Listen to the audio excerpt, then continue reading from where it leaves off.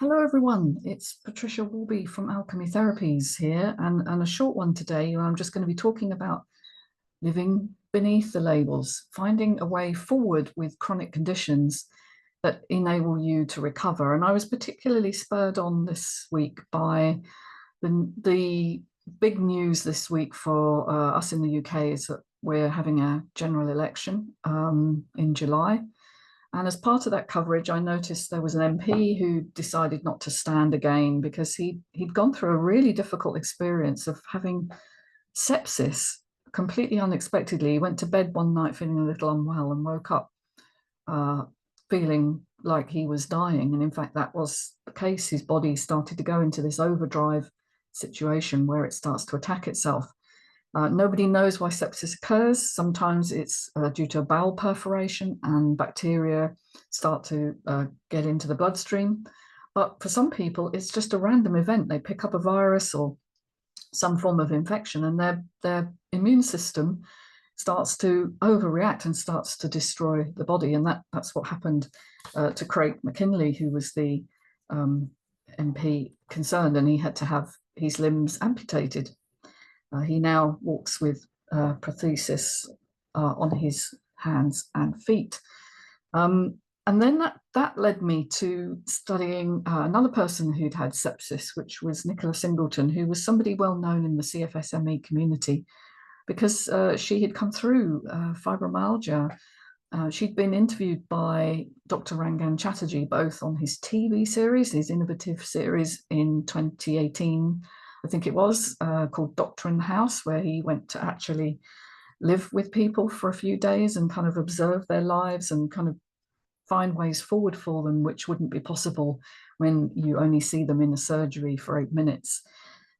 She had multiple diagnoses ranging from asymptomatic migraine, IBS, fibromyalgia, obviously, but they were all symptom descriptions. They were symptom constellations that had been grouped together and given a definitive diagnosis, which of course doesn't really give you a solution in the model we have because nobody understands the systems that underlie it. The autonomic system, for instance, the autonomic nervous system, your sympathetic and parasympathetic systems, which control a lot of your bodily functions, including your immune system and how that runs to some degree. So I was drawn to her because she was interviewed after the series and talked about the extraordinary experience of recovering and setting up the group that she set up for women like herself who had got stuck in the symptom constellation, which we call CFSME. But it applies to all chronic disease, really. And she was such a bright, beautiful person and very, very alive. It's very, very tragic that she lost her life so suddenly, which I hadn't known about until a client of mine actually, who was in her group, pointed out that she died. And so I kind of wanted to talk about really getting outside the mainstream view of it being an intractable lifelong condition and why I believe it has to be treated in a biopsychosocial way. So we have to look at the biology, okay? The biology tells us that there are certain predispositions, let's say, in either your mitochondrial function. Mitochondria are your powerhouse organelles in your cells, and they're the ones that kind of provide the battery power, if you like, for everything you do, from digestion to cognition to your immune system.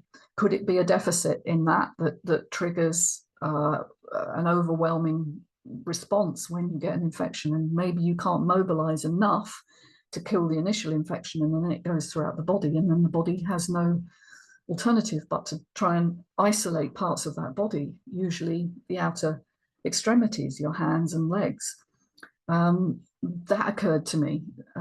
There's some fascinating new research coming out from the study of long COVID at the moment that shows us that there are mitochondrial deficits.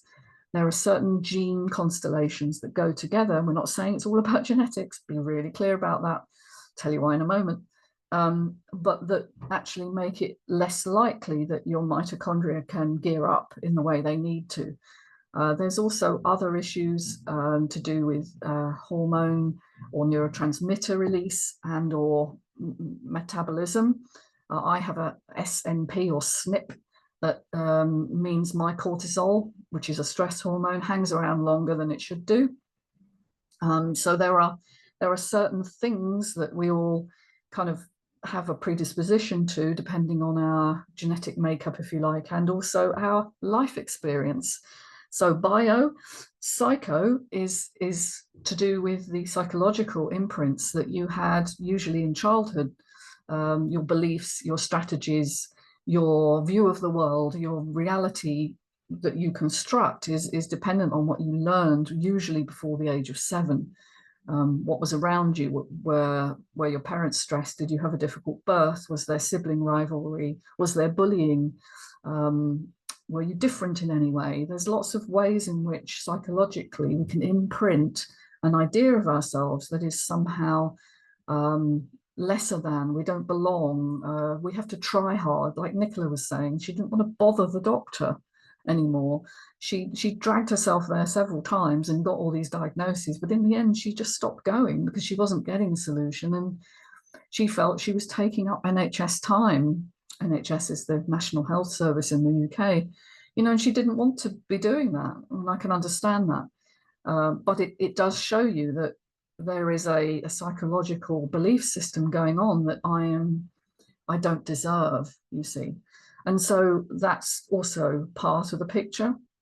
And then the social, which unfortunately happens when people get a chronic condition, anything that lasts over 6 months and doesn't resolve itself, like long COVID, like CFS-ME, like some anxiety states, OCD, bipolar, and so on.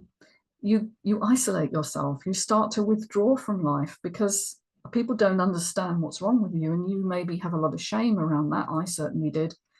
That you don't want to get sympathy, you want answers, and there aren't any to be had, or it seems like there aren't in conventional circles. And so you tend to slip back into, if you're lucky enough to be in a family, into the family, or if you live on your own, then you know you very much become alone. And some of the people I've worked with recently, you know, haven't been out in years, which is a tragedy, because the social part of us, the part of us that is wired to connect with others, is the part that makes us feel most alive. And so breaking down the isolation of these conditions is really, really important. Now, I did allude to something a minute ago about we don't want to fall back on easy descriptions that it's all in your genetics, or it's all just random, whatever you inherited. Now, I had a comment on my YouTube video last week, which sort of didn't really listen to what I'd said and suggested I was saying that. Well, I'm absolutely not. I'm not saying it's all genetic. And in fact, I believe very truly it's an individual response to your environment.